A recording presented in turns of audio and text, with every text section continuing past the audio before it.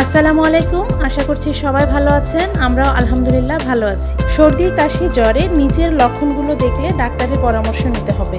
Flu যদি 7 দিনের বেশি আর সর্দি কাশির লক্ষণ যদি 3 সপ্তাহের বেশি সময় ধরে থাকে, কেমোথেরাপি অথবা দীর্ঘ সময় ধরে যদি স্টেরয়েড সেবন করা হয়, অর্থাৎ যেসব চিকিৎসায় শরীরের রোগ প্রতিরোধ ক্ষমতা কমে আসে, ডায়াবেটিস, হৃদরোগ, কিডনি রোগ এবং ফুসফুসের রোগ দীর্ঘমেয়াদী থাকে, গর্ভবতী মহিলাদের ক্ষেত্রে এবং কোনো মানুষের বয়স যদি 60 বছরের বেশি হয়, 3 মাসের কম বয়সী শিশুর তীব্র জ্বর আসলে অথবা নিস্তেজ হয়ে পড়লে, অথবা যে কোনো বয়সী শিশুকে নিয়ে শঙ্কা থাকে, আর যে কোনো বয়সের মানুষের যদি তীব্র জ্বর থাকে এবং জ্বরের সাথে কাঁপুনি থাকে, তাহলে অবশ্যই ডাক্তারের পরামর্শে ওষুধ সেবন করতে হবে।